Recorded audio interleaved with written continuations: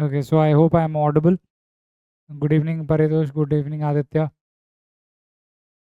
In last part, we had started discussing about DNA. So full form DNA का होता है deoxy ribose nucleic acid deoxy ribose nucleic acid तो DNA का structure कैसा होता है so all this thing will try to clarify so yesterday last part में एक इमेज देख रहे थे उसमें इमेज में आपने डीएनए देखा होगा तो डीएनए का स्ट्रक्चर कुछ ऐसा होता है double helical structure so the structure of DNA is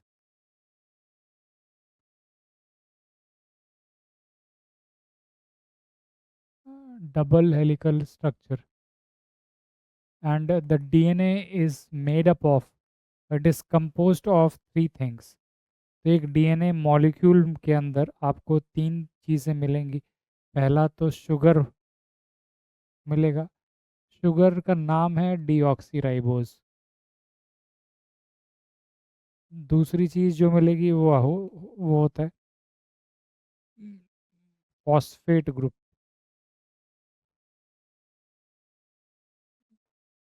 और तीसरी चीज़ जो होती है नाइट्रोजन बेसिस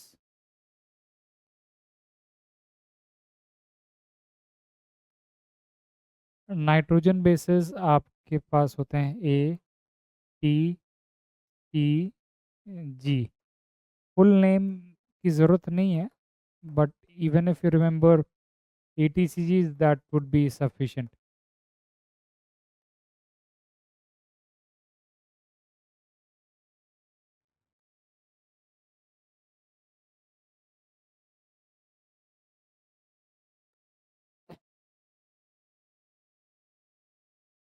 तो डीएनए का स्ट्रक्चर डबल हेलिकल स्ट्रक्चर होता है और ये इसमें दो स्ट्रैंड्स होते हैं so it has two strands so this is the first strand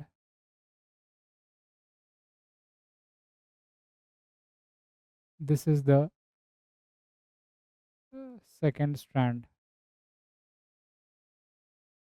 ये स्ट्रैंड किस चीज़ से बना होता है ये strand alternate layers of sugar and phosphate से बना होता है सो you have sugar phosphate sugar phosphate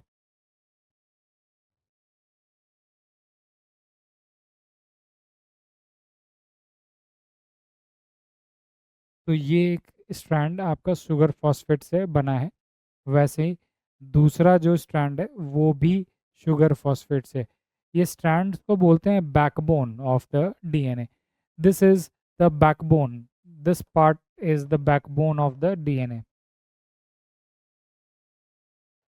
this part is the structural part which is the backbone of the DNA. Now this is the part ATCGs. These are the ones which would be coding for information. So ATCGs are arranged in a particular manner. So they could be arranged in a some random manner or they could be arranged in a particular manner. अब ये जो strand है ये जो nitrogen bases होते हैं इससे attached होते हैं तो जो आपने कल इमेज देखा था उसमें देखा था इस साइड से येलो है फिर पर्पल है रेड ब्लू है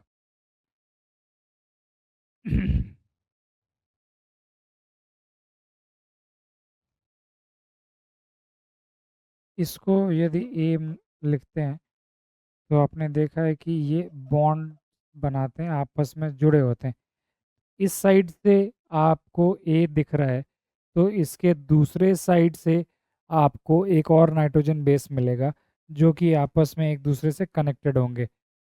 So if you say A this side,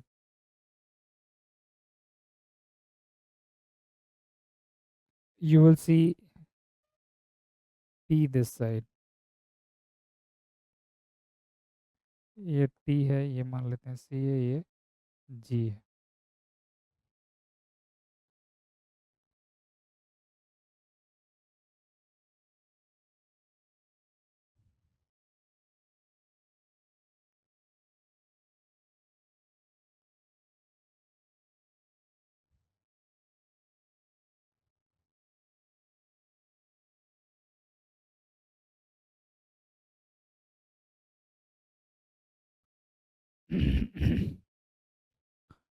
So what we are seeing here is called as base pairing rule.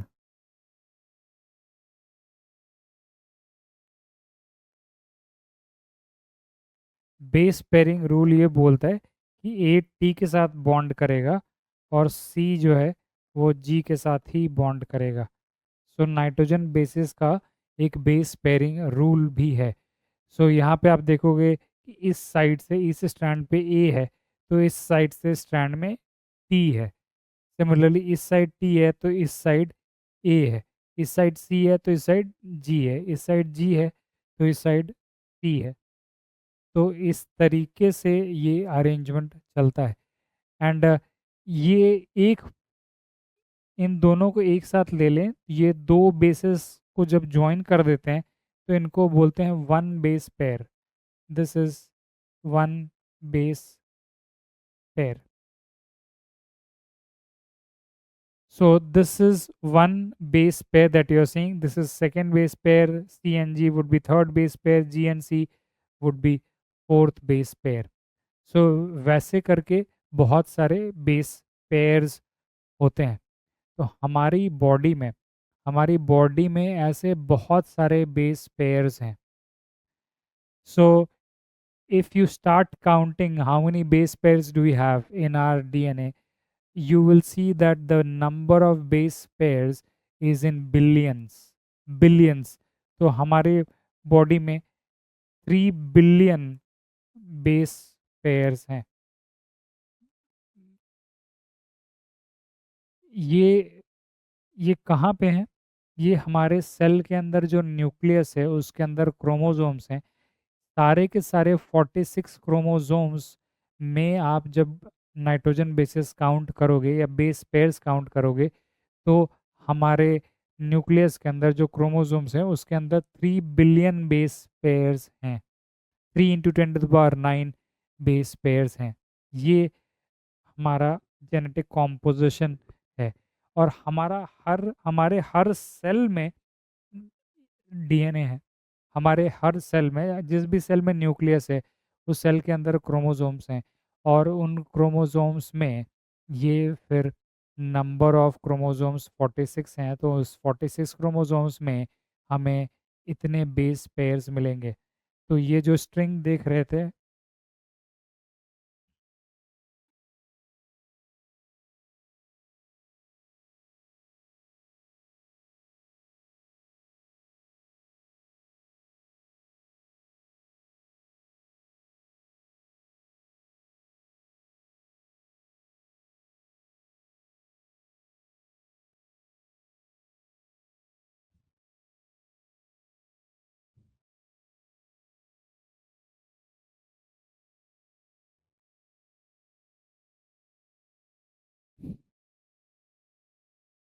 तो यहाँ पे आप जो देख रहे हो कि ये जो स्ट्रैंड है डीएनए के अंदर मैग्नीफाई करके देखें तो हमें स्ट्रैंड्स दिखेंगे. ये पहला स्ट्रैंड है, ये दूसरा स्ट्रैंड है. और ये स्ट्रैंड खुद ही शुगर और फॉस्फेट ग्रुप से बना है. तो शुगर का नाम डीऑक्सीराइबोस है और ये फॉस्फेट ग्रुप भी है उसमें. उनके कॉम्बिनेशन से ये स्ट्रैंड बना है जो कि बैकबोन है डीएनए का. अब ये कह रहे हैं कि ये जो बैकबोन है ये दोनों आपस में एक दूसरे से कनेक्टेड है using nitrogen bases. And there is a base pairing rule. There are 4 nitrogen bases, that is ATCGs. ATCGs आप यहाँ देख रहे हो कि A T के साथ ही पेयर कर रहा है. So this is what we had seen. So this is what we are saying here also कि A हमेशा T के साथ पेयर करेगा, T हमेशा G के साथ पेयर करेगा। तो ये जो है वो स्ट्रैंड है और हर स्ट्रैंड पे फिर नाइट्रोजन बेसेस कनेक्टेड हैं। अब दूसरे स्ट्रैंड से भी नाइट्रोजन बेसेस निकलते हैं और ये nitrogen bases corresponding nitrogen bases के साथ अटैच्ड है और यहाँ पे जो बॉन्ड है ये बॉन्ड जो है वो हाइड्रोजन बॉन्ड है। तो दिस इज हाइड्रोजन बॉन्ड। तो ये जो नाइट्रोजन बेसेस हैं या पेयर कैसे बनता है, जब दो नाइट्रोजन बेसेस आपस में एक दूसरे से कनेक्टेड हैं using a bond, using a hydrogen bond. So this is one base pair. So in this image that you are seeing, we could be having billions. In fact, we have 3 billion base pairs in our cells. तो sales के अंदर जो 46 chromosomes हैं उसके अंदर हमारे 3 billion base pairs हैं। And now we'll try to understand the gene part. This we had said yesterday. Gene part DNA का वो पार्ट है जो कि कोई इंफॉर्मेशन कैरी करता है। So this is a part which codes for information और trait.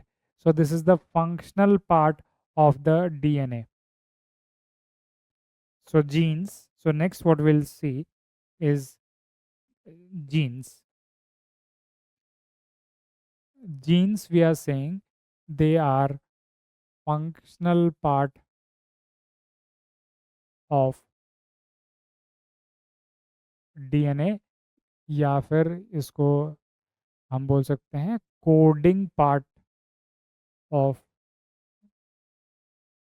DNA. So why we are calling this as the functional part of the DNA?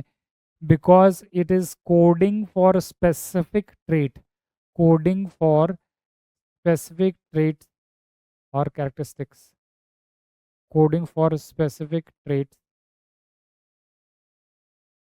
या characteristics.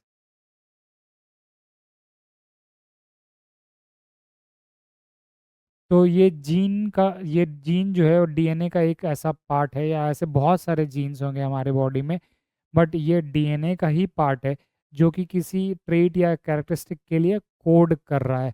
So this is the coding part. अब ये gene जो है तो ये DNA ही, इसका मतलब जीन के अंदर भी वही नाइट्रोजन बेसेस मिलेंगे और जीन के अंदर भी वही बेस पेयर्स भी मिलेंगे। अब ये बेस पेयर्स ऐसे अरेंज्ड होते हैं, इनका अरेंजमेंट इस तरीके का होता है कि वो कोई इंफॉर्मेशन के लिए कोड कर रहे होते हैं। So this is coding for some characteristics और ट्रेट। ह्यूमन ह्यूमन क्रोमोसोम्स में ये देखा गया है कि a gene on an average, one gene on an average contains 3000 base pairs. तो इसका मतलब ये है कि हमारे बॉडी में बहुत सारे जीन्स हैं और अलग अलग जीन्स का लेंथ अलग अलग है। लेंथ किस पे बेस्ड है या किससे डिटरमिन हो रहा है? लेंथ डिटरमिन हो रहा है कि कितने number of nitrogen base pairs हैं। तो ऑन एन एवरेज ये देखा गया है कि हम मिनिमम और मैक्सिमम और बाकियों को काउंट करके एवरेज निकालें तो एवरेज हर जीन में 3000 बेस पेयर्स के आसपास मिलेंगे। हमारी बॉडी में बोला जाता है या हमारे पूरे जेनेटिक स्ट्रक्चर में 20 to 25,000, सो 20,000 to 25,000 जीन्स हैं। सो इन 46 क्रोमोसोम्स।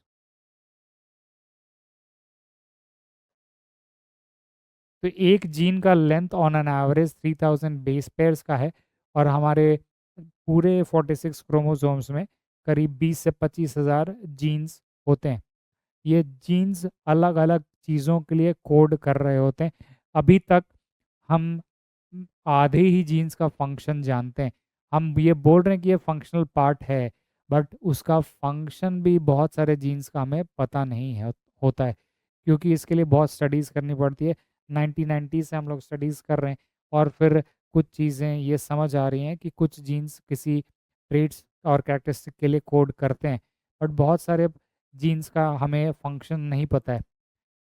एक जनरल अंडरस्टैंडिंग के लिए आप ऐसे एक ये ड्रॉ कर सकते हैं so as to have visual memory.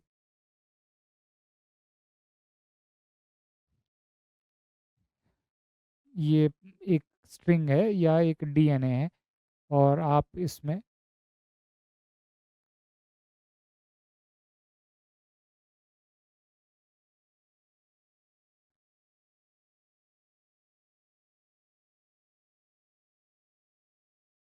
ये जो आप स्टिक लाइक स्ट्रक्चर्स देख रहे हैं, these are the nitrogen basis.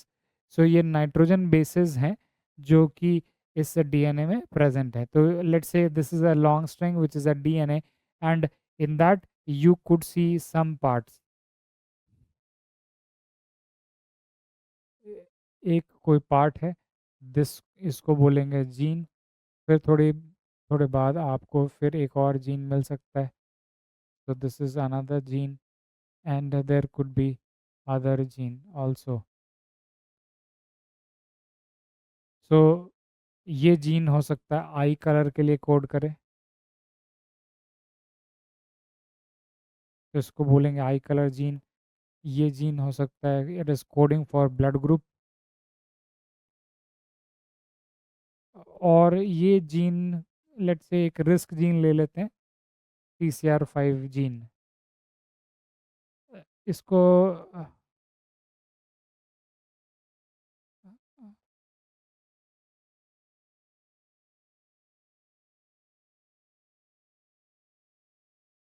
तो ये वाला जो पोर्शन है ये नॉन कोडिंग पोर्शन है। This is the non coding part. Previously we were calling it as junk DNA. So this is also non-coding part, and this is also non-coding part.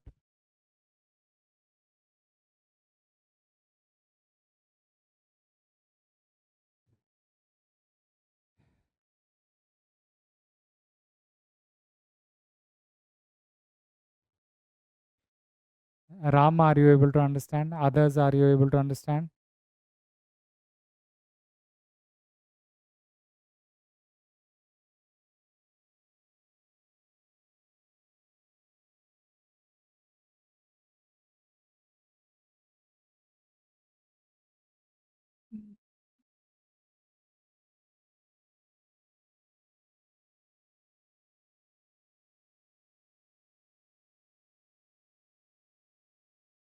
Aditya is there. Okay. Aditya ये करा था class में पहले, श्रीराम पे। I guess I had taught you. Shriram पे पढ़ा था आपने मुझसे? नो।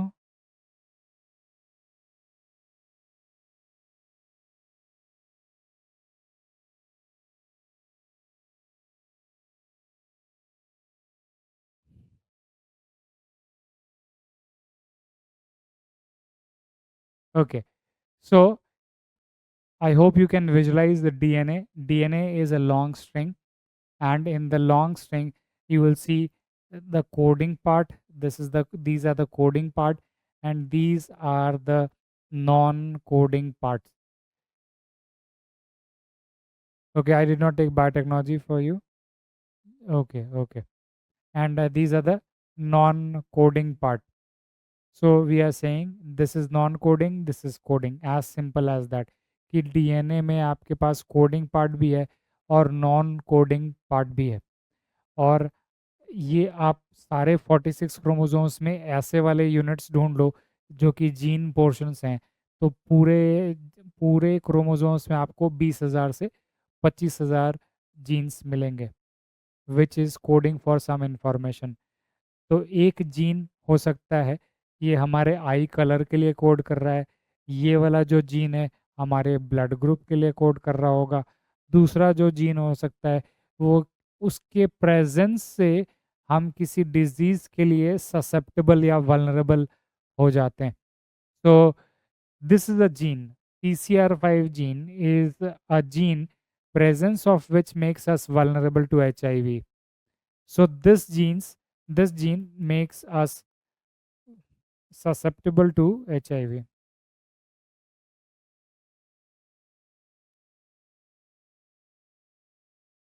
तो ऐसे जीन्स को जिनके होने से या उनके म्यूटेशन हो जाने से हमें कोई डिजीज हो सकता है, ऐसे जीन्स को बोला जाता है risk genes. So there are many diseases which occur because of presence of some genes or defect in those genes. Those genes we'll call as the risk genes. One risk gene is the CCR5 gene. The presence of this gene makes us susceptible to HIV or HIV virus attack. So there are many types of genes that we have in our body. यहाँ तक समझ रहे हैं? तो आप क्या इस image में क्या देख रहे हो कि ये वाला पोर्शन यहाँ से यहाँ तक नॉन कोडिंग हो सकता है, ये वाला पोर्शन इस इमेज के हिसाब से कोडिंग पोर्शन है। सो यहाँ से यहाँ तक ये कोडिंग पोर्शन है। सो let's say this is the coding portion, और इसके आगे पीछे वाला जो भी रीजन है जो नेक्स्ट जीन से पहले वाला है ये नॉन कोडिंग बोलेंगे। तो there are coding regions and there are non coding regions in the DNA.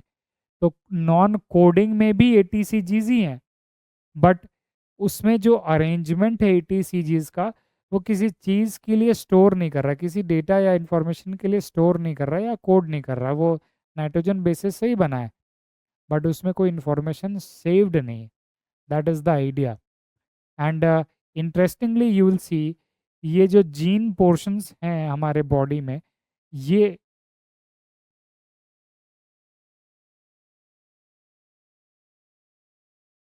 ये जो जीन पोर्शन है वो बहुत कम है। पूरे क्रोमोसोम्स में हमारे में 3 बिलियन बेस पेयर्स हैं, तो उस 3 बिलियन बेस पेयर में इसका शेयर जो है वो बस 2% है। जंक वाले पोर्शन का शेयर जो है वो 98% है। इस डायग्राम में आपको लगेगा कि जीन ही ज़्यादा है, बट ऐसा नहीं है, इसका उल्टा है। हमारी बॉडी में जो नॉन कोडिंग पोर्शन है उसका प्रेजेंस ज़्यादा है, that is more in quantity than compare to the coding part. So out of the 3 billion base pairs, 98% they are not coding for any information. Only 2% of it is coding for some information. But हाँ 2% भी बहुत बड़ा number हो जाता है because it is 2% of 3 into 10 to the power 9. So if you take 2% of this, it will come out to be 6 into 10 to the power 7, which is actually 6 CR. तो 6 करोड़ ऐसे nitrogen bases हैं जो कि ऐसा code करते हैं या ऐसा पैटर्न बनाते हैं जिससे वो इंफॉर्मेशन स्टोर करते हैं। जैसे कि इस केस में आई कलर के लिए स्टोर किया है, इसमें ब्लड ग्रुप के लिए स्टोर किया है, किसी में किसी डिजीज़ के लिए स्टोर करते हैं। तो ये 2% पार्ट भी काफ़ी बड़ा होता है। What are the use for the non coded part? That is an interesting question Paritosh. तो सबसे पहली बात, इसको बोल रहे हैं फंक्शनल पार्ट, और फंक्शनल पार्ट में भी ये बोल रहे हैं कि इसका भी 25,000 जीन है जो फंक्शनल पार्ट्स हैं, इसका भी हमें पूरा फंक्शन नहीं पता है। मतलब हमें पता है कि ये कुछ काम करता है बट ये एग्जैक्टली नहीं पता है कि क्या काम करता है, तो हमें एग्जैक्ट फंक्शन नहीं पता है। इसका मतलब जो फंक्शनल पार्ट है उसका भी फंक्शन आधे का नहीं पता है। तो जो नॉन फंक्शनल पार्ट है, do you think medical sciences would have the time and resources to devote to find out the function of the non functional part? तो हम इसको नॉन कोडेड बोल रहे हैं, पर हम इसको पहले साइंटिफिक कम्युनिटी में ये टर्म यूज़ किया जाता था जंक डीएनए, कि ये कोई काम का नहीं है, जंक है, बेकार डीएनए है। बट अब ये देखा जा रहा है विथ साइंटिफिक एडवांसमेंट्स कि इस पार्ट का भी कुछ ना कुछ रोल तो है। फंक्शनलिस्ट स्कूल ऑफ थॉट वाले जो लोग हैं जो फंक्शन में बिलीव करते हैं, उनका ये सिंपल कहना है कि बॉडी में ऐसा चीज़ कोई होता ही नहीं है जो फंक्शनल ना हो। तो उनके हिसाब से ये कहना है कि इसका भी कुछ फंक्शन है, आपको नहीं पता है। तो मेडिकल साइंसेस की लिमिटेशन हो सकती है कि हमें इसका फंक्शन नहीं पता है। हम अभी हमारा फोकस जो फंक्शनल पार्ट है उसका ही फंक्शन ढूंढने में है। वो जब ढूंढ लेंगे तो प्रॉबेबली या पैरेलली भी ये हो सकता है कि नॉन फंक्शनल पार्ट का भी हम कुछ ना कुछ रोल तो आइडेंटिफाई कर पाएंगे। और ये देखा गया है that is even the non coding part has some role. It is not coding for information, but it is playing role in gene expression। मतलब जो जीन पोर्शंस हैं उसको वो जब पोर्शन एक्सप्रेस करते हैं तो उनके एक्सप्रेशन में कुछ हेल्प करता है या उनको रेगुलेट करता है या कुछ हद तक कंट्रोल भी कर सकता है। तो उसका भी रोल है पर हमें बहुत क्लियरली नहीं पता है। That is the idea as of now. तो बायोलॉजी में या जेनेटिक्स में ये अभी भी हम लोग बहुत स्टडी कर रहे हैं इस चीज़ को ढूंढने के लिए कि कौन से डिजीजेस हैं जो किस जीन्स की वजह से हो रहे हैं। तो हमें एग्जैक्ट पिक्चर अभी भी नहीं पता है। We know a lot but still we do not know much more than what we know. We might be knowing just the tip of the iceberg. We are not knowing the actuality. तो हमें कुछ चीज़ें पता है, कुछ चीज़ों के basis पे ये इंफॉर्मेशन आपको पास ऑन कर रहे हैं, बट जो चीज़ें नहीं पता है वो शायद बहुत बड़ी भी हो सकती हैं, क्योंकि 98% यही है।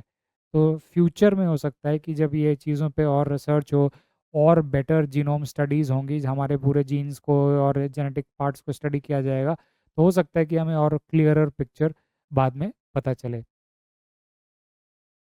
Getting that idea Paritosh?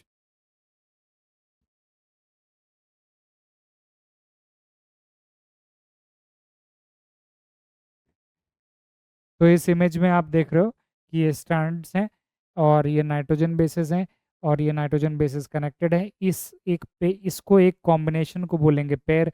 ऐसे हमारे बॉडी में 3 बिलियन बेस पेयर्स हैं और 3 बिलियन बेस पेयर्स में से बस 2 ही बिलियन या 2 ही% जो है वो किसी इंफॉर्मेशन के लिए कोड कर रहे हैं। बाकी जो है वो नॉन कोडिंग पोर्शन है। यहाँ तक समझ आ रही है बातें? Are you all able to get till here?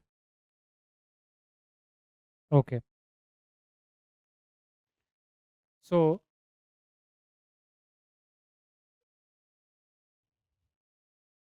अब और एक ब्रॉडर बिगर टर्म पे चलते हैं। तो हमने ये डीएनए देख लिया क्या है, हमने देख लिया कि ये जीन जीन भी क्या है। अब ये देखते हैं कि क्रोमोसोम, यहाँ आप बस एक क्रोमोसोम देख रहे हो, बट हमने हमने बोला है कि ह्यूमंस में 46 क्रोमोसोम्स होते हैं। तो वो सारे 46 क्रोमोसोम्स को एक बार एक ओवरव्यू लेते हैं कि वो क्या हैं, कैसे हैं और उनका क्या रोल हो सकता है। तो अब चलते हैं एक बड़े टर्म पे which is similar but the scale is bigger. So what are chromosomes? Chromosomes, you can simply say there that they are tightly packaged DNA, or they are housing of DNA। तो chromosome क्या है? It is tightly package DNA और housing of DNA. So you have seen that the DNA is coiled। It is coiled on some tube-like proteins which are called as histones, and then those histones, they are packed together to form the chromosomes. And we say that every organism would have some definite number of chromosomes। For example, for humans, we are saying that there are 46 chromosomes। तो 46 chromosomes हर organism में नहीं मिलेगा, किसी organism में कम होगा, किसी में ज़्यादा भी होगा। ह्यूमंस में 46 क्रोमोसोम्स मिलते हैं। चिंपैंजी में फॉर एग्जांपल 48 क्रोमोसोम्स मिलते हैं। आप पिजन्स में ले लो तो पिजन्स में 80 क्रोमोसोम्स मिलेंगे। डॉग्स में ले लोगे तो उसमें 39 सेट्स होते हैं, 39 इंटू 2 कर सकते हो आप, तो 78 क्रोमोसोम्स मिलेंगे। सो different organisms have different sets of chromosomes। Are you able to get this? तो इसका मतलब chromosomes, so humans have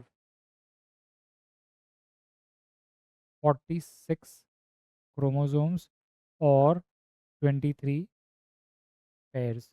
वैसे ही आप चिंपैंजीज में देख लोगे तो चिंपैंजीज में 48 होंगे। पिजन्स में 40 सेट्स होंगे। So we are talking about sets. Dogs में 39 सेट्स होंगे। So different organisms would have different sets of chromosomes. So we are having 46 chromosomes or 23 pairs or 23 sets of chromosome. तो ये 23 sets दिखते कैसे हैं? ये ऐसा नहीं है कि हमारे सेल के अंदर जब आप देखो तो आपको न्यूक्लियस के अंदर ये 23 अलग-अलग दिख रहे होंगे, पर एक फेज ऑफ सेल डिवीजन में अलग दिखते भी हैं। तो कैसे दिखते हैं?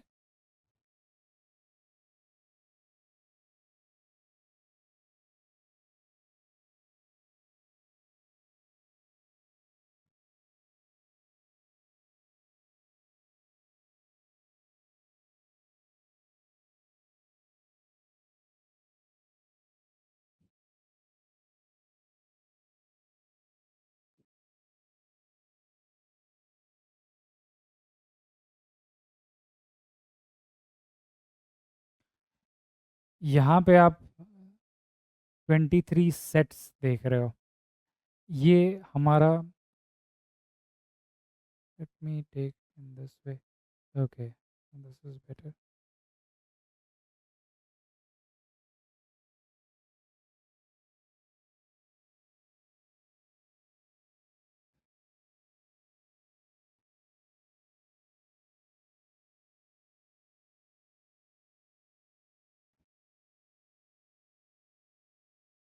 ओके,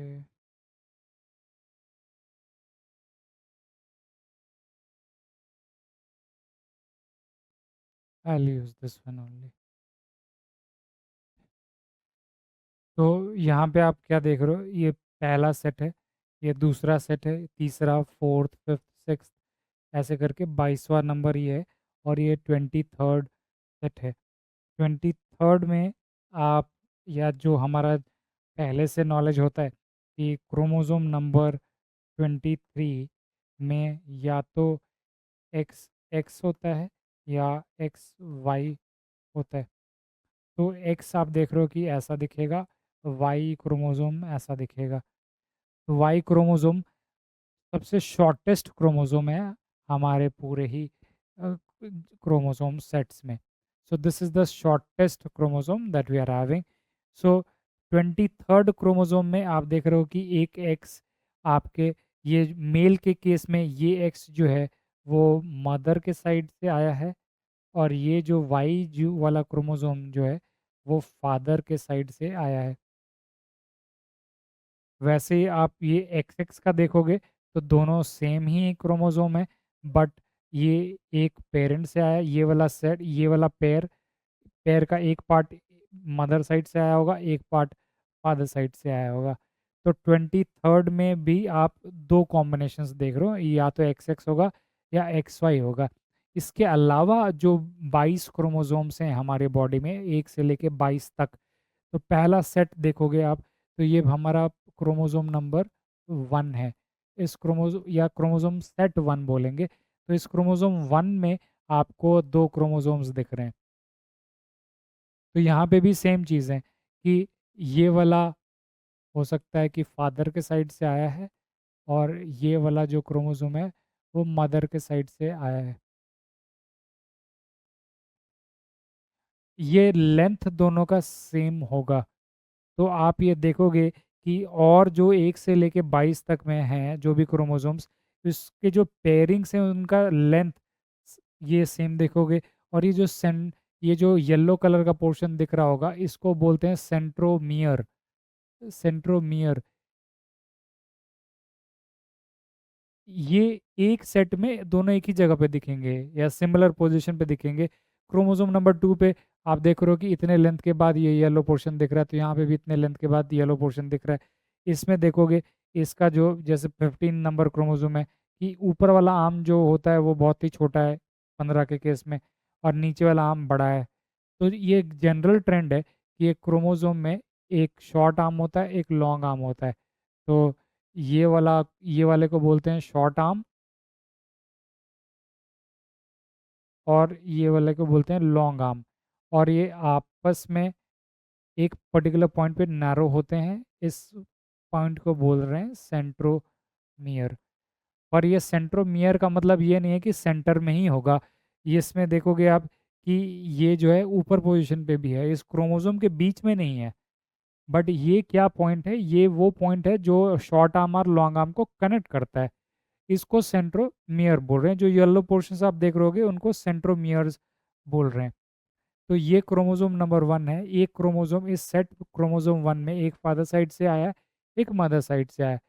ये हमने पहले भी बोला है कि we are diploids, that is in every chromosome set we will have 2 chromosomes.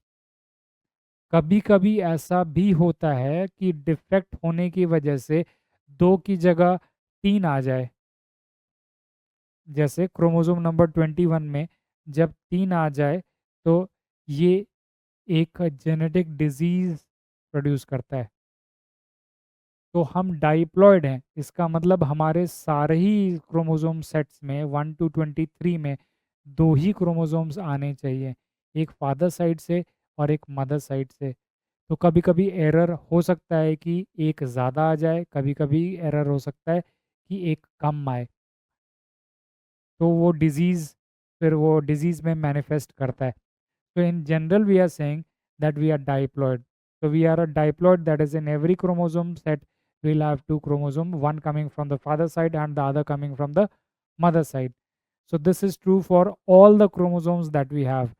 So the chromosome number 1 to 22, we use a different term for this.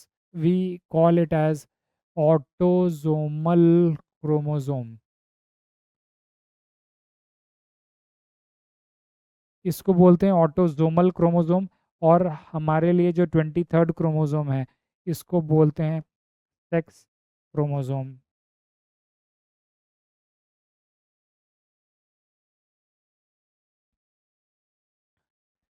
तो सारे 23 पेयर्स को एक साथ देखें तो उसको कैटेगराइज किया गया है 2 ग्रुप्स में। एक ग्रुप जो है वो उसको बोला जा रहा है ऑटोजोमल, और दूसरे ग्रुप को बोला जा रहा है सेक्स क्रोमोसोम। उसके पीछे रीज़न भी है, so that remember.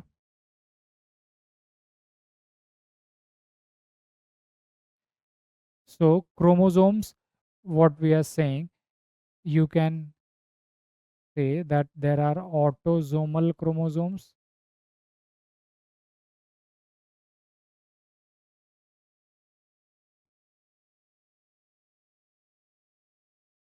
and then there are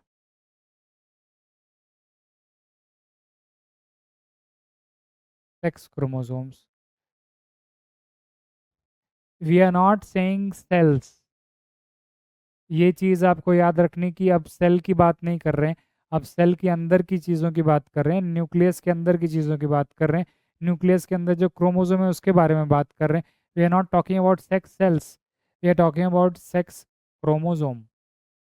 सो जो 23rd क्रोमोसोम है हमारे, उसको बोलेंगे सेक्स क्रोमोसोम, जो कि XX हो सकता है या XY हो सकता है। तो ये हमारा सेक्स क्रोमोसोम है, और ये हमारा ऑटोसोमल क्रोमोसोम है जो कि क्रोमोसोम नंबर 1 से लेके 22 तक है।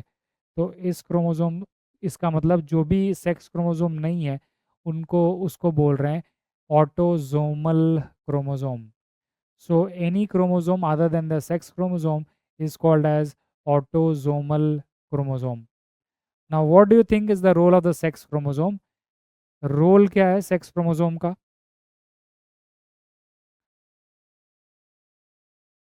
सेक्स क्रोमोसोम का एक स्पेसिफिक पर्पस है, that is to determine the biological sex of the species. हमारे केस में यही बायोलॉजिकल सेक्स डिटरमिन करता है कि हम मेल्स होंगे या फीमेल्स होंगे।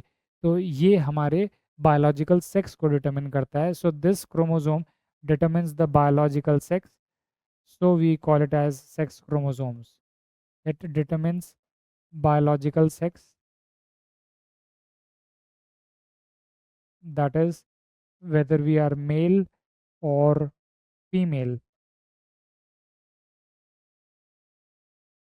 That is why this chromosome is called as sex chromosome because it is going to determine the biological sex. We do not use the term gender that it will determine gender, क्योंकि gender के साथ controversies हैं.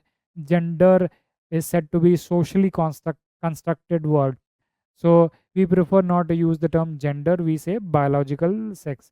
So this will determine the biological sex, that a person would be either male or either it could be a female. Then what is the role of these autosomal chromosomes? What is the role of these autosomal chromosomes? Autosomal chromosomes का purpose है to determine our bodily characteristics. To determine bodily characteristics.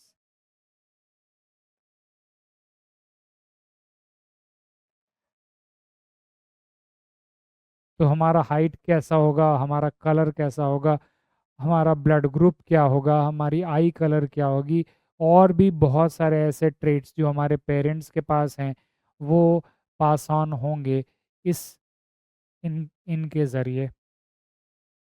तो वो traits इधर stored हैं, autosomal में stored हैं. So those traits about are bodily features, somatic features are encoded in the chromosome number 1 to 22. तो सारे ये जो हैं हमारे बॉडी कैरेक्टर्स के बारे में कोड कर रहे हैं. अब ये ऑफन ये कन्फ्यूजन ये होता है कि क्या हमारे स्किन सेल में सेक्स क्रोमोसोम्स होगा, क्या क्या हमारे स्किन सेल में सेक्स क्रोमोसोम प्रेजेंट है?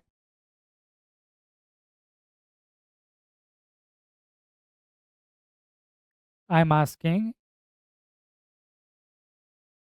inside our skin cell, do you think that the sex chromosome is present?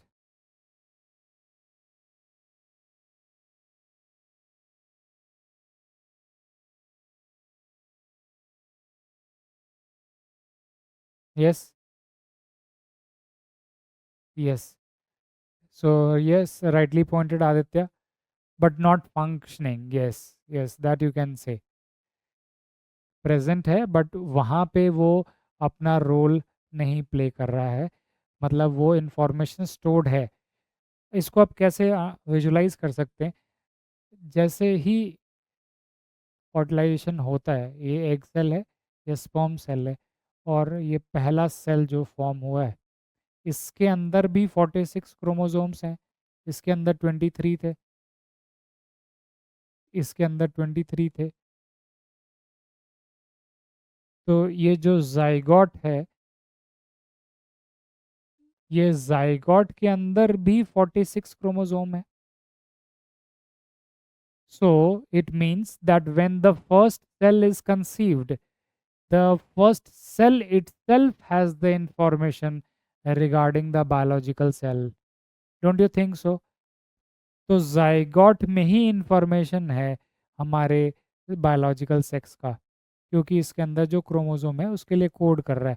अब यही तो डिवाइड होके फिर ब्लास्टोसिस्ट बनता है जो आगे देखेंगे, फिर ये एम्ब्रियो बनता है, और फिर ये यूट्रस के अंदर फीटस बनता है. सो इसको बोलेंगे फीटस, इसको बोलते हैं एम्ब्रियो, इसको बोलेंगे ब्लास्टोसिस्ट. तो एक सेल से 7-8 सेल बनते हैं, फिर हज़ारों सेल बनते हैं, फिर लाखों और बिलियंस में फिर सेल्स बनते हैं हमारे में, and we can get then delivered. And then in that case what you are seeing कि पहले सेल में जो न्यूक्लियस है उसमें भी 46 क्रोमोसोम्स हैं. तो ये जो 7-8 सेल बने हैं उसके अंदर भी जो न्यूक्लियसेस हैं उनमें भी 46 क्रोमोसोम्स हैं. इसका मतलब हमारी पूरे बॉडी में जिन भी सेल्स में न्यूक्लियस है तो क्रोमोसोम्स होंगे तो दोनों ही क्रोमोसोम्स होंगे. If you remember we had said that somatic cells are diploid. Somatic cells के अंदर 23 पेयर्स ऑफ क्रोमोसोम मिलते ही हैं. इसका मतलब जो सेक्स क्रोमोसोम है वो भी मिलेगा. तो आपको कंफ्यूज नहीं होना है कि सोमैटिक सेल के अंदर सेक्स क्रोमोसोम नहीं होता है.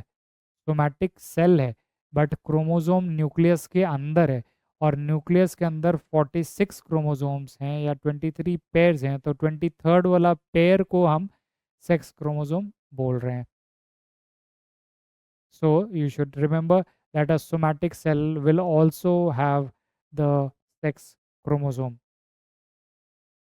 यहाँ तक क्लियर है? यहाँ तक क्लियर है बातें? Aditya, Satyam, Ram, Paritosh.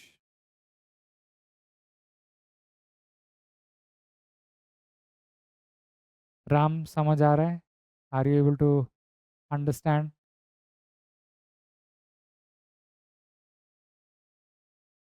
Is the video running fine today? Video सही चल रहा है आदित्य?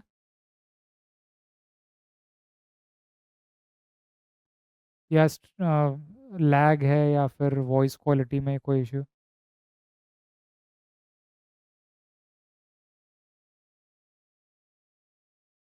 डन.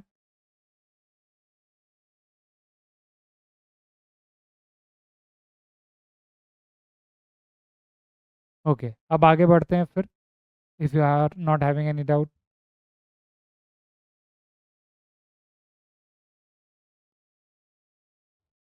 थोड़ा लैग है, that I can realise, but it is okay. अब ये एक टर्म है, alleles. I'll write what do you mean by alleles, then we'll try to understand this. Variants of same genes.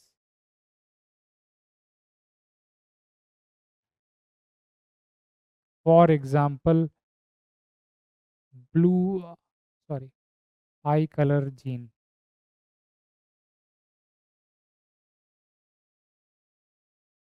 I colour gene में अलग अलग variants हो सकते हैं. तो एक को बोलेंगे ब्लू अलील,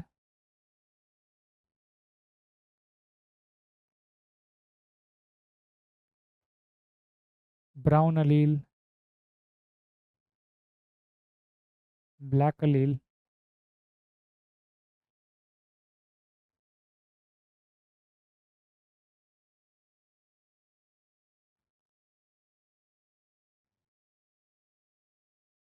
तो अलील्स क्या है?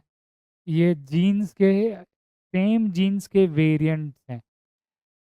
फॉर एग्जाम्पल जैसे आई कलर के लिए लिया है कि आई कलर में भी आपने देखा होगा अलग अलग लोगों के अलग अलग आई कलर्स होते हैं. कि नहीं, किसी का ब्लू है, किसी का ब्राउन है, किसी का ग्रीन है, किसी का ब्लैक है. इसका मतलब जीन लेवल पे भी डिफरेंस होगा. कलर अलग है आईज का, इसका मतलब जीन लेवल पे भी डिफरेंट कोडिंग है. तो एक ही आई कलर, इसका मतलब आई कलर का जीन का लोकेशन तो एक है, बट उसमें थोड़े से वेरिएशंस हैं. Those variants are called as alleles. अच्छा, just to clarify one more thing. अब आप ये जो डी क्रोमोसोम्स देख रहे हो, इन क्रोमोसोम्स में आपको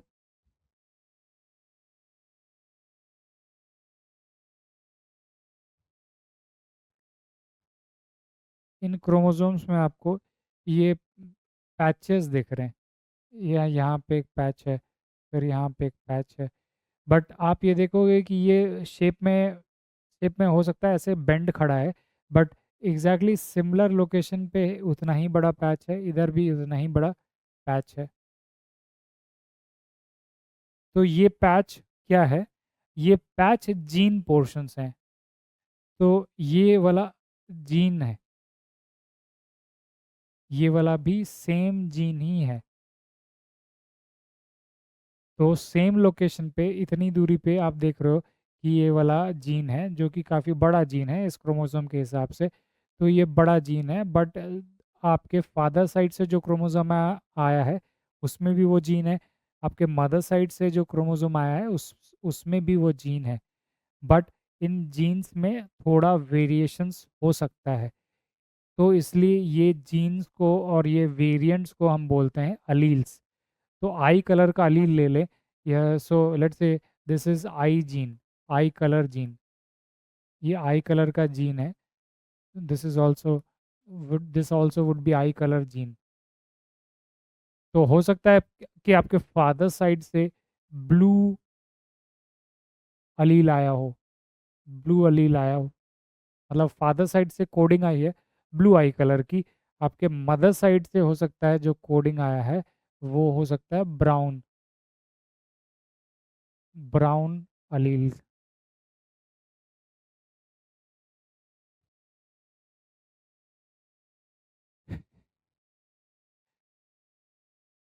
यहाँ तक समझ रहे हैं बातें? Are you able to get till here that what you have inherited is one variant of the eye color gene, and here this side you have inherited different variant of the eye color gene. So in you, for eye color gene, how many alleles can be there? कितने combination बन सकते हैं? दो ही में joining होगी, मतलब एक father side से आएगा, मदर साइड से आएगा, मतलब दो अलील्स आएंगे। तो यहाँ पे आप ब्लू के साथ ब्लू भी आ सकता था, ब्लू के साथ ब्राउन आ सकता है, ब्लू के साथ ग्रीन आ सकता है, ब्लू के साथ ब्लैक आ सकता है, बट आएंगे दो ही इसका मतलब है जीन्स भी पेयर में आ रहे हैं।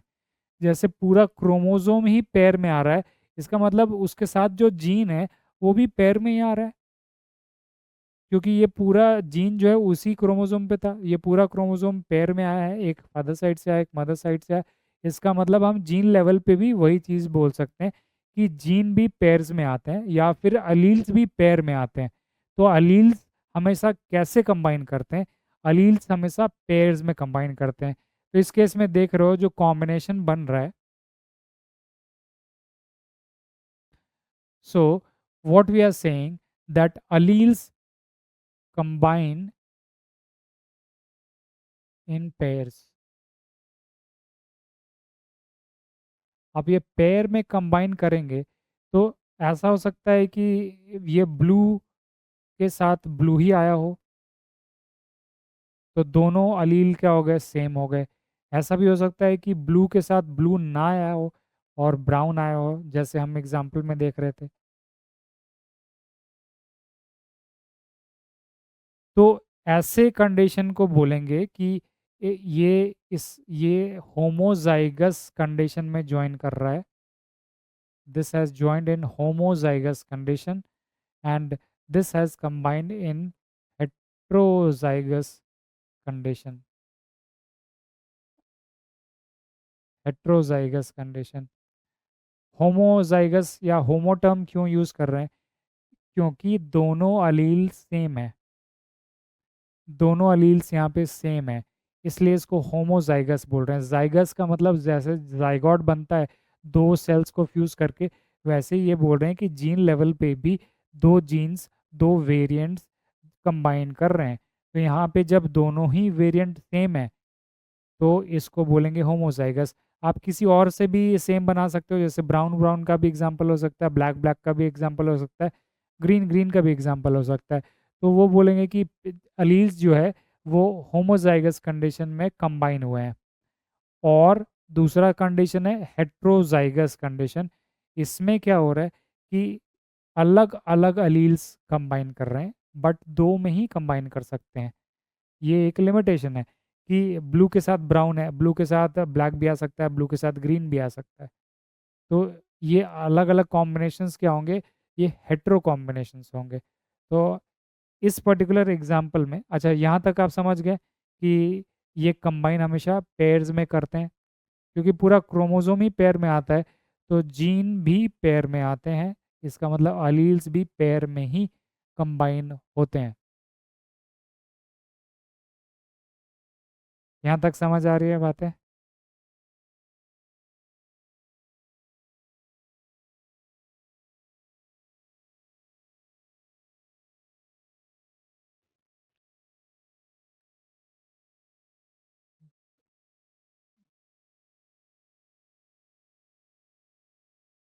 Ram is inactive on chat.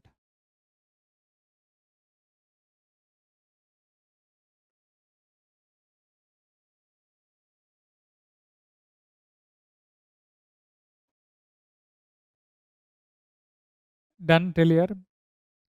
So it is very simple that we are saying alleles जो कि जीन का वेरिएंट है, क्योंकि पूरा क्रोमोसोम ही पेयर में आता है। इसका मतलब उसका पार्ट भी होगा जो कि अलील है, वो भी पेयर्स में ही कंबाइन करेंगे। तो एक जीन लेवल पे जब फोकस कर रहे हैं तो ये बोल रहे हैं कि या तो वो इस कंडीशन में ज्वाइन कर सकता है या फिर वो इस कंडीशन में ज्वाइन कर सकता है। अब हम जो एग्जाम्पल देख रहे हैं वो ये एग्जाम्पल देख रहे हैं कि इस पर्टिकुलर पर्सन में लेट्स से फादर साइड से ब्लू वाला अलील आया है, अब मदर साइड से ब्राउन वाला अलील आया है। पर पहला एक दो चीज़ें इंपॉर्टेंट ये हैं, ऐसा ज़रूरी नहीं है, ये बस इंडिकेटिव है कि क्रोमोसोम नंबर 1 पे मैंने मार्क कर दिया आई कलर जीन, बट ये गारंटी नहीं है कि आई कलर जीन यहीं पे होता है। आप क्रॉस चेक कर सकते हो कि किस पर्टिकुलर क्रोमोसोम पे होता है, बट उसका लोकेशन फिक्स्ड होता है, we know the location. But बस मैंने एग्जाम्पल के लिए आपको यहाँ मार्क किया है कि यहाँ पे आई कलर जीन है, जस्ट टू एक्सप्लेन। तो इस आपके फादर साइड से ब्लू आया है, आपके मदर साइड से ब्राउन आया है। इसका मतलब आपके सेल्स को खोल के देखें, न्यूक्लियस के अंदर देखें और आई कलर वाले जीन पे फोकस करें तो हमें ये कॉम्बिनेशन दिख सकता है कि ब्लू भी है और ब्राउन भी है। तो आपका आई कलर एक्चुअली में क्या होगा?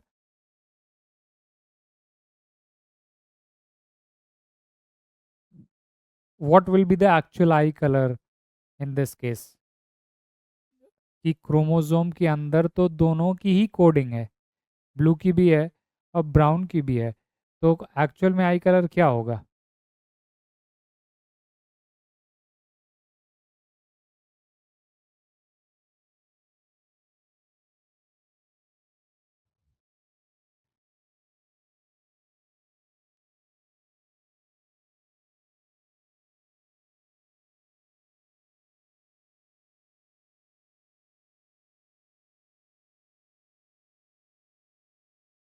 स्ट्रीमिंग में थोड़ा सा डिले है तो आपके मैसेजेस आने में थोड़ा टाइम लगता है।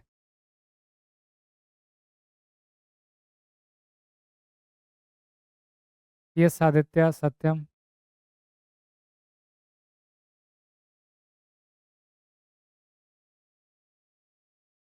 What will be the eye colour of this person?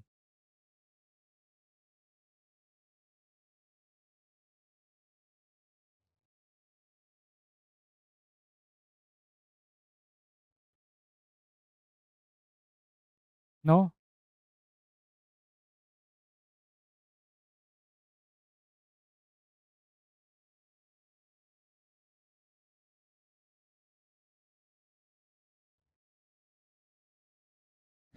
Okay, so let's try to understand this.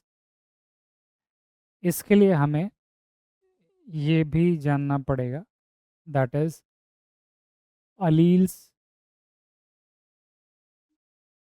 Are dominant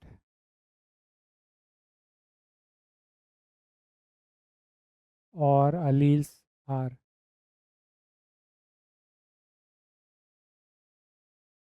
recessive. तो ये जो चार आपने अलील्स देखे हैं, ब्राउन देखा है, ग्रीन देखा है, ब्लैक देखा है, और ब्लू देखा है, तो ये चारों अलील्स में से कुछ अलील्स डोमिनेंट हैं और कुछ अलील्स रिसेसिव हैं। इसका मतलब क्या है? डोमिनेंट अलील होगा तो वो अलील ही एक्सप्रेस करेगा। It means we are saying dominant masks the effect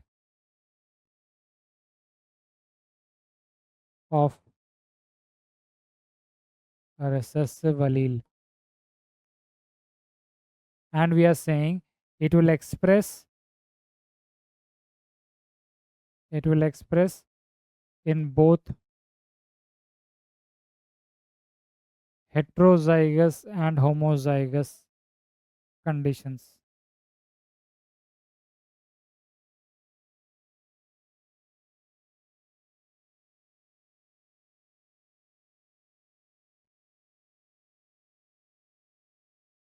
इसका सिंपल मतलब ये है कि अलील कॉम्बिनेशन यदि ब्लू और ब्राउन है, अब आपको इसमें ये ढूंढना है कि इसमें से डोमिनेंट कौन है। तो नेचर में ऑब्जर्व करने से हमने ये देखा है कि ब्राउन वाला जो अलील है वो डोमिनेंट है. So this Aleel is dominant. तो इस पर्सन का आई colour, actual I colour, actual eye color will not be blue, it will be brown. So actual eye color is brown.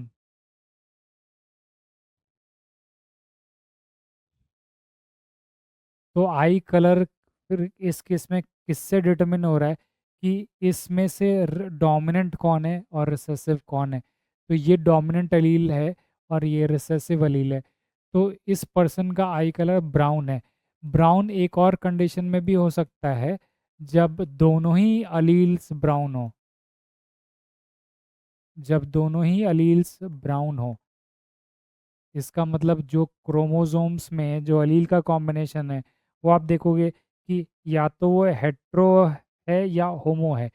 और यदि वो अलील डोमिनेंट है, इस केस में ब्राउन डोमिनेंट है, तो वो चाहे वो अकेला रहे या साथ में दोनों ही ब्राउन रहे, तो भी जो आई कलर है पर्सन का, एक्चुअल आई कलर, वो ब्राउन होगा. So we are saying that dominant is masking the effect. It is masking the effect of the recessive. So the eye color of the person is only brown and not blue. So the person will have brown when in either of these cases. This is hetero condition. So we are saying it will express in both heterozygous. ये heterozygous condition है, तो इस case में भी express करके brown ही आ रहा है, और होमोजाइगस में भी करेगा. तो जब ब्राउन और ब्राउन होंगे तो ऑब्वियसली ये ब्राउन आई कलर ही होगा.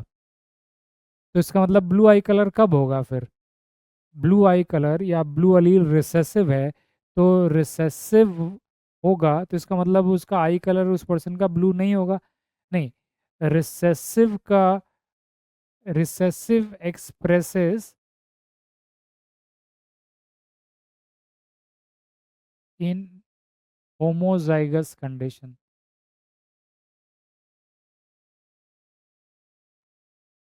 होमोजाइगस कंडीशन इसका मतलब कि जब दोनों ब्लू और ब्लू आई कलर होंगे अलील्स में, so this is recessive allele, this is recessive allele, then the actual eye color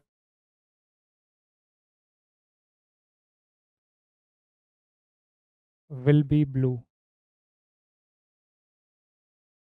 तो ये सिर्फ रिसेसिव कंडीशन में ही एक्सप्रेस कर रहा है. जब दोनों ही अलील्स रिसेसिव होंगे तभी जाके आई कलर जो है वो ब्लू होगा.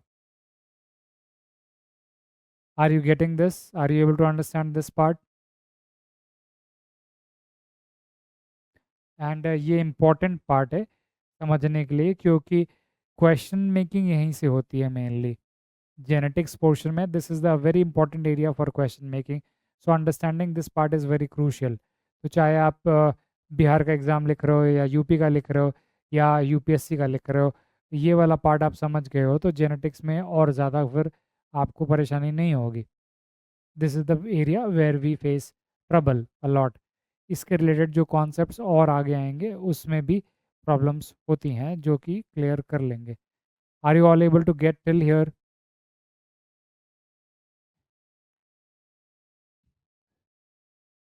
तो इस केस में, अच्छा ये,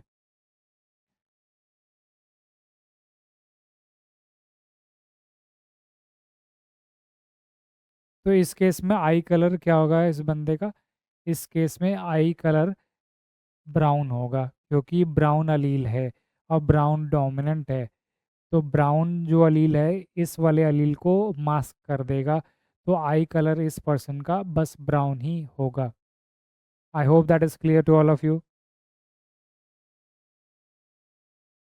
यहाँ तक क्लियर है?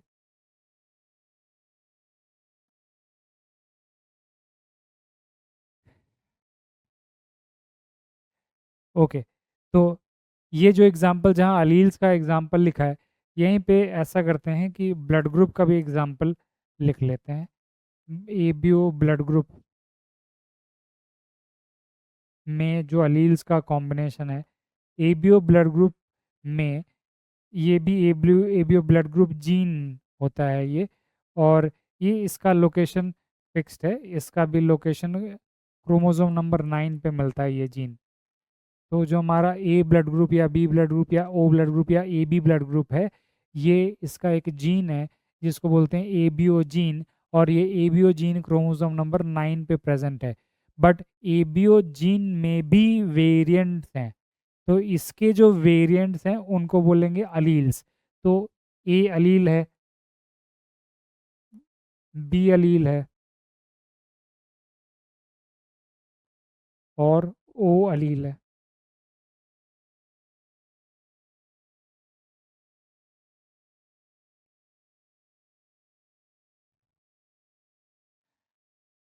तो एबीओ ब्लड ग्रुप में 3 अलील्स होते हैं, ए अलील, बी अलील, ओ अलील।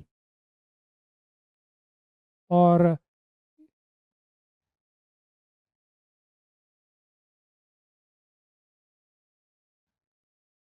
ओके, ये फॉर एग्जांपल ये क्रोमोसोम नंबर 9 है। क्रोमोसोम नंबर 9 पे फॉर पर्टिकुलर केस आपके में ए अलील दिख रहा है और आपके में ओ अलील दिख रहा है। तो आपका ब्लड ग्रुप एक्चुअल में क्या है?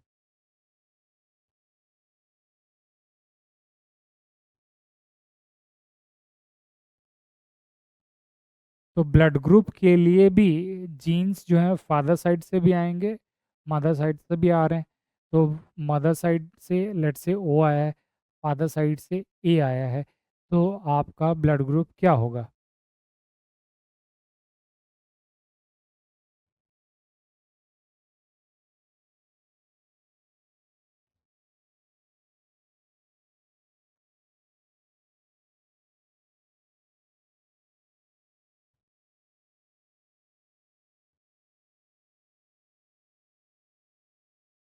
हम्म, क्या होगा? आई be back.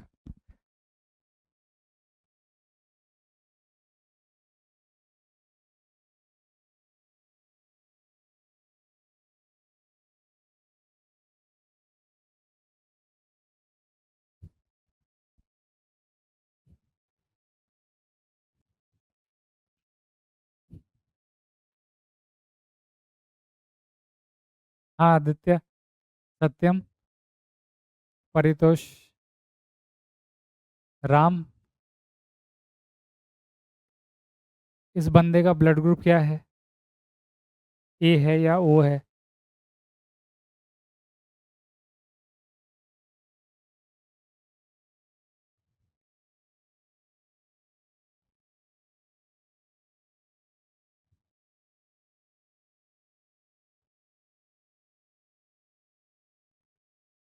A will be dominant, yes very true. तो ये जो दो हैं ये डोमिनेंट एलील्स बोले जाते हैं। हमारे ब्लड ग्रुप में ये डोमिनेंट है और ये रिसेसिव है। A will be dominant, A is dominant. तो ए डोमिनेंट है तो इसका ब्लड ग्रुप हम बोलेंगे कि इसका blood group A blood group है। और किसी पर्सन का ए ब्लड ग्रुप है,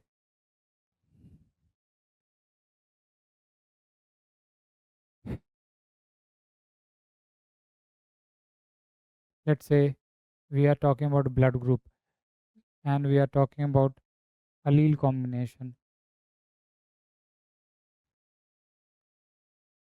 तो हमें पता है कि 4 ब्लड ग्रुप्स हैं, ए है, बी है, ए बी है, ओ है। पॉजिटिव नेगेटिव भी आगे देखेंगे कि पॉजिटिव नेगेटिव कैसे डिटरमिन होता है। हमारा ब्लड ग्रुप जनरली बोला जाता है ए पॉजिटिव यानी ए नेगेटिव, बी पॉजिटिव या B negative, A B positive, A B negative, O positive, O negative, वो भी आगे देखेंगे, वो दूसरा ट्रेट है। बट अभी ये बेसिक है, इसके बाद देखेंगे नेक्स्ट।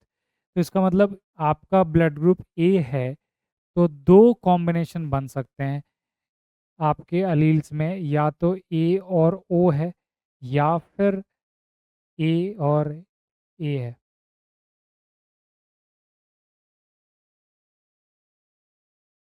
बी में भी सिमिलर, या तो बी और ओ कॉम्बिनेशन है, या बी और बी है। ए बी में क्या होगा, ओ में क्या होगा? ए बी में मतलब एक अलील ए आया है पेरेंट के साथ से, एक बी आया है, तो इसका अलील कॉम्बिनेशन भी ए बी ही होगा। और ब्लड ग्रुप ओ है, तो इसका मतलब जो ओ क्योंकि रिसेसिव है, तो दोनों ही जो अलील्स हैं वो ओ ही हैं।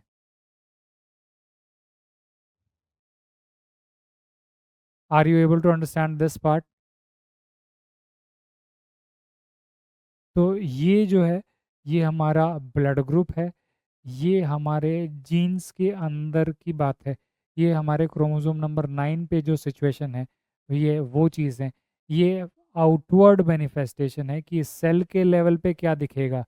आपका ब्लड ग्रुप ए है, तो इसका मतलब ये होता है कि आपके आरबीसी को जब देखेंगे, तो आपके आरबीसी के ऊपर एक पर्टिकुलर काइंड ऑफ प्रोटीन मिलता है, इसको बोलते हैं ए प्रोटीन। तो आपके आरबीसी के ऊपर ए दिख रहा है, तो आपका ब्लड ग्रुप बोला जाता है ए। बट जेनेटिक वाइज देखा जाए तो या तो ये सिचुएशन से ये हो सकता है कि ए प्रोटीन बन गया सरफेस पे, या इस सिचुएशन से आपके आरबीसी के ऊपर ए प्रोटीन बन गया है। आपका ब्लड ग्रुप बी है, तो आपके आरबीसी पे देखेंगे तो एक अलग प्रोटीन होगा, जिसको बोलेंगे let's say B protein. B protein. तो ये आरबीसी है और आपके आरबीसी के ऊपर ये बी प्रोटीन है, तो आपका ब्लड ग्रुप बी बोला जाएगा। बट आप जीन के अंदर देखोगे, क्रोमोसोम नंबर 9 के अंदर देखोगे, तो आपको या तो ये होगा, या ये हो सकता है, या फिर ये हो सकता है। आपका ब्लड ग्रुप ए बी है, इसका मतलब आपके आरबीसी पे देखा जाए तो आपके में दोनों ही प्रोटीन्स प्रेजेंट हैं, ए भी प्रेजेंट है, बी भी प्रेजेंट है। तो बी भी है और ए प्रोटीन भी है।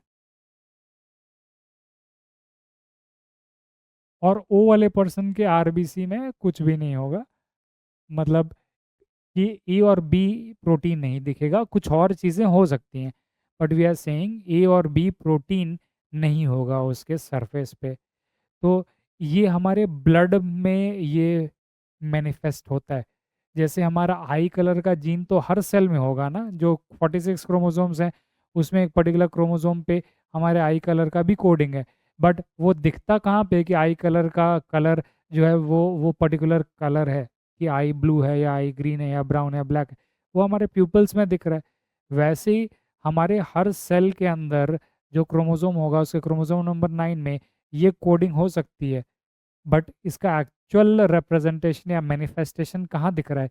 हमारे आरबीसी के ऊपर दिख रहा है, कि आरबीसी के ऊपर ये ए प्रोटीन है, यदि ये अलील कॉम्बिनेशन है। यदि ये अलील कॉम्बिनेशन है तो ये मैनिफेस्टेशन है। तो आप ये टर्मिनोलॉजीज भी सीख लो। इसको बोलेंगे, जो फिजिकली हमें दिख रहा है वो हो जाएगा फिनोटाइप, जो जीन्स के लेवल पे प्रेजेंट है उसको बोलेंगे जीनोटाइप। तो ये हमारे जीन्स में प्रेजेंट है ये कॉम्बिनेशन, इसको बोलेंगे जीनोटाइप। और ये हमारे फिजिकल लेवल पे प्रेजेंट है चीज़ें, इसको बोलेंगे phenotype. It means gene expresses itself and becomes phenotype. तो जीन जब एक्सप्रेस करता है तो वो फिनोटाइप बनाता है। और एग्जांपल्स आपको देखना हो, तो जैसे हमारा जीनोटाइप, जीन के लेवल पे 23rd क्रोमोसोम में एक्स और एक्स है, तो फिनोटाइप क्या बोलेंगे कि ये फीमेल है। यदि कॉम्बिनेशन एक्स और वाई का है, थैंक यू,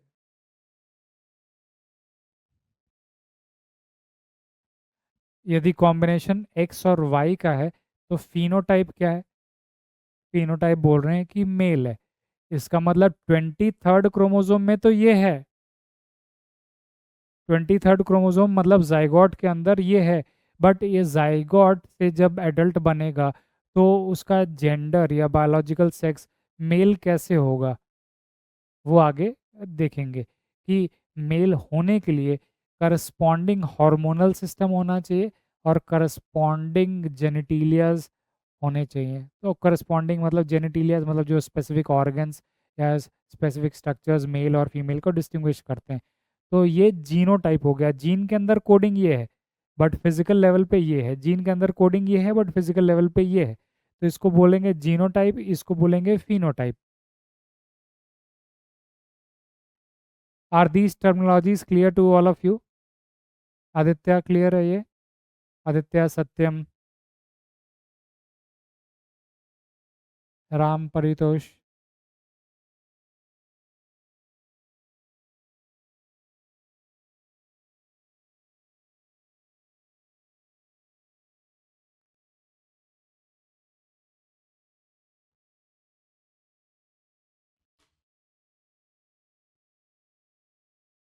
ओके। तो इससे रिलेटेड जो और कॉन्सेप्ट्स हैं वो फिर देख लेते हैं शॉर्ट में। इसके बाद फिर कल थोड़े और डिटेल में करेंगे।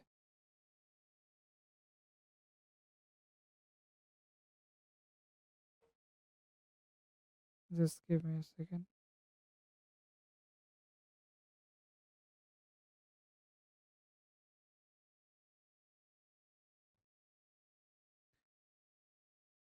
तो अब जो नेक्स्ट अब हमें समझना है, नेक्स्ट हमें ये समझना है इनहेरिटेंस इटसेल्फ। तो इनहेरिटेंस भी समझने की कोशिश करते हैं, एक बेसिक चीज़ से शुरू करते हैं। इनहेरिटेंस का मतलब हो गया कि ये जो भी ट्रेड्स हैं एक जनरेशन से दूसरे जनरेशन में कैसे पास ऑन होते हैं।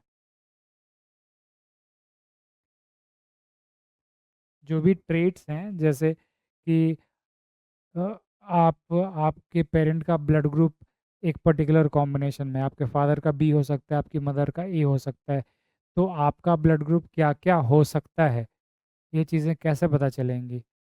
तो ये चीज़ें इनहेरिटेंस से पता चलती हैं।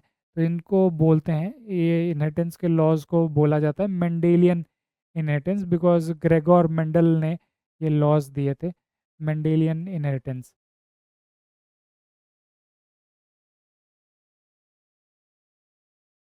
तो जनरली इसको कॉम्प्लेक्स कर देते हैं एक्सप्लेनेशन करने में, बट कोशिश करेंगे कि इसको सिंपल रखा जाए।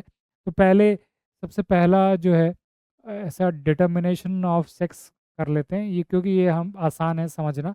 इसके बाद धीरे धीरे और चीज़ें देख लेंगे। Determination of biological sex.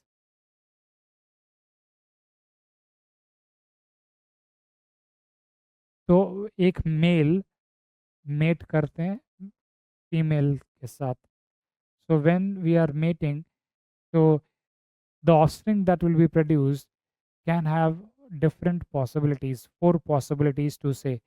तो मेल और फीमेल जब मेट कर रहे हैं तो ऑफस्प्रिंग में क्या चांसेस हैं मेल और फीमेल के, इसको डिटरमाइन करने के लिए हमें जीनोटाइप लेना पड़ता है। ये फिनोटाइप हो गया क्रॉसिंग के लेवल पे। तो हम फिनोटाइप से जीनोटाइप पे जाएंगे।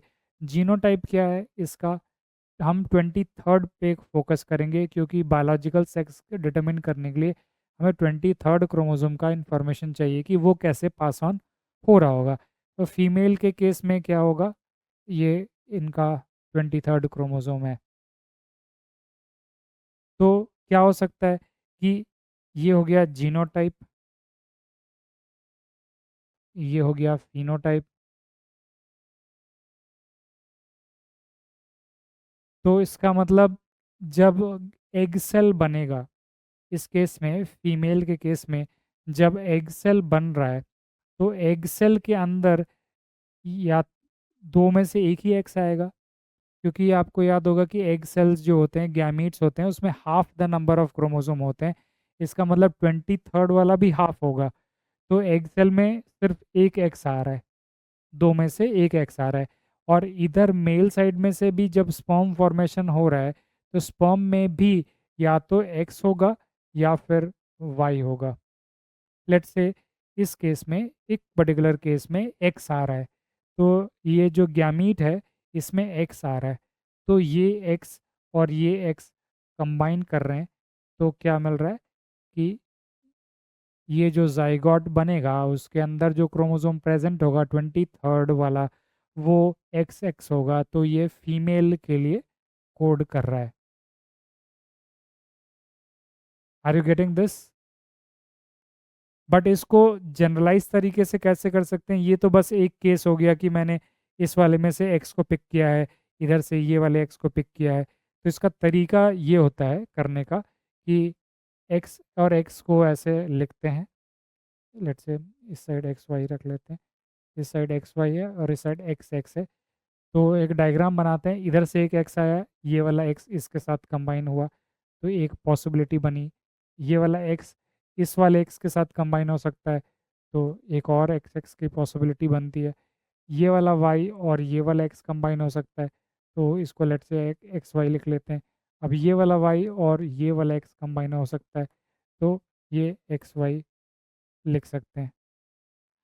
तो आप क्या देख रहे हो कि जब मेल और फीमेल मेट कर रहे हैं तो चार पॉसिबल कॉम्बिनेशंस बनते हैं।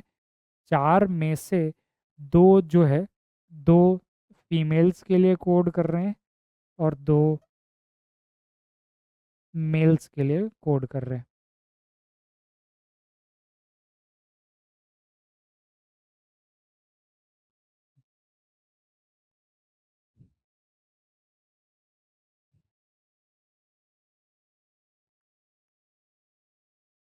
यहाँ पे आपको फर्क नहीं लगेगा कि ये वाला एक्स जो आ रहा है, ये और एक्स, दोनों एक्स तो सेम ही है, बट मैक्सिमम केसेस में सेम ही होते हैं, बट कभी कभी डिफरेंसेस हो सकते हैं। इसलिए ये बेटर जेनरिक तरीका है इनहेरिटेंस निकालने का, और यही तरीका हम दूसरे क्रोमोसोम्स पे भी लगा सकते हैं। जो ऑटोजोमल क्रोमोसोम्स का इनहेरिटेंस है उस पे भी लगा सकते हैं। ये जो इनहेरिटेंस हमने देखा है वो 23rd क्रोमोसोम का इनहेरिटेंस हम लोगों ने देखा है।